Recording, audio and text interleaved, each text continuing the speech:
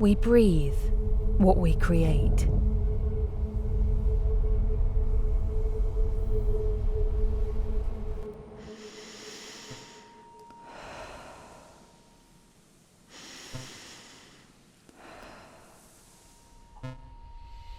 You've come to the right place. After the pandemic hit, I was almost expecting you.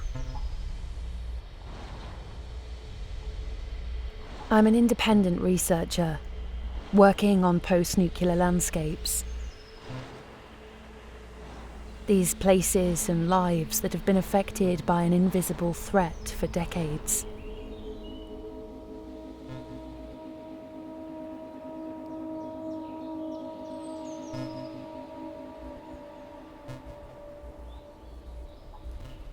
The iconic images of nuclear tests in remote locations far from the capitals of the testing governments are widely known. The first French atomic bomb was detonated in the Algerian desert. But few realise it was only 20 kilometres from Paris, at Fort de Vejour, where the core components of the bomb were developed.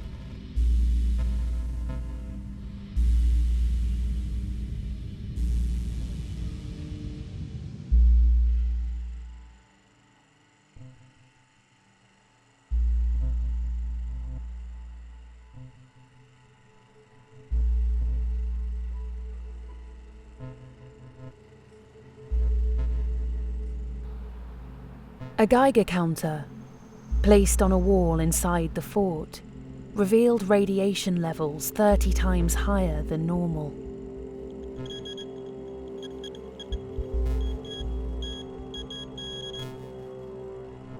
There were no full nuclear detonations in Vejour, but more than half a ton of radioactive material was blown up in about 2,000 tests.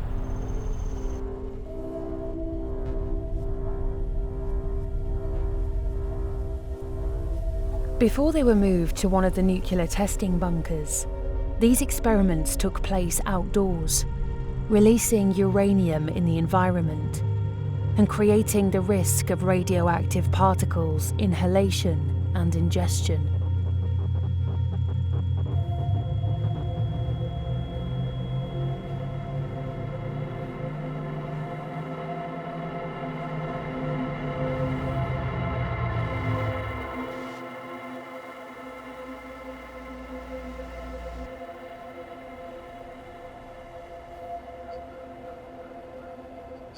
Radiation is difficult to grasp, as it goes beyond the visual and escapes our senses altogether.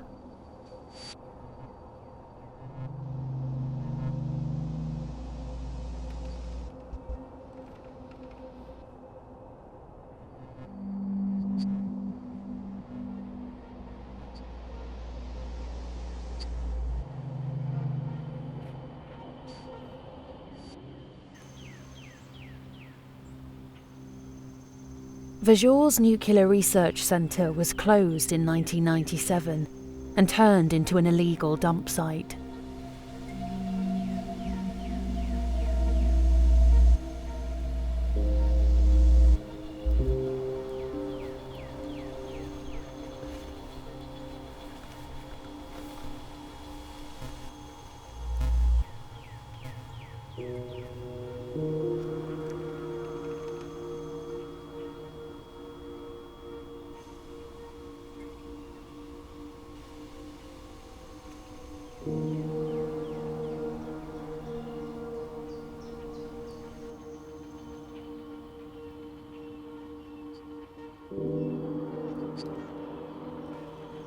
In 2010, most of the area was sold to a plaster company, which is planning to transform the site into a new open-air gypsum quarry. In order to excavate the valuable gypsum, you need to cut down all the trees, strip the site bare, demolish 7 hectares of buildings, and remove an estimated 6 million cubic meters of soil. Uranium is a heavy element, and without disturbance, radioactive dust particles eventually end up stuck to the soil.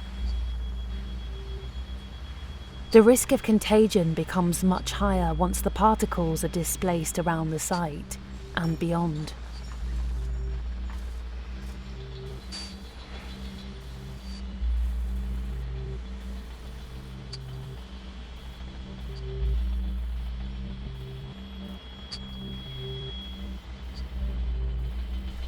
How can we ensure that the explosion's residue did not reach the gypsum bedrock that is planned to be mined?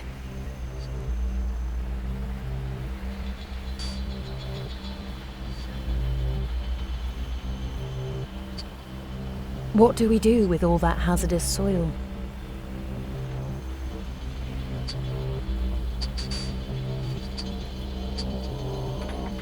How do we demolish the remaining buildings without spreading the contaminated dust?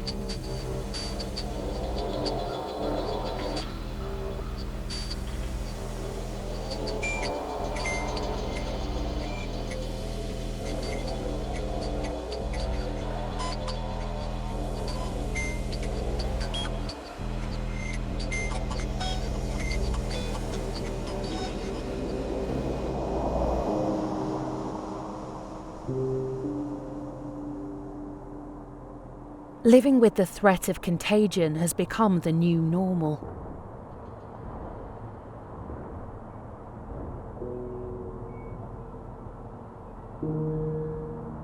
Radiation's invisibility allows us to hold on to our familiar daily habits, and it allows the authorities to repeatedly dismiss it.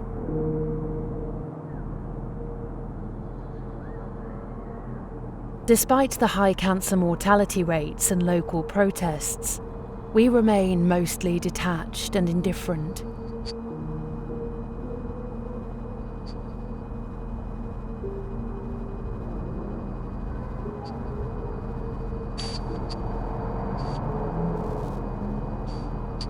Oblivious to our human affairs, radioactive dust leaks and escapes. It passes through the environment and comes intimately close.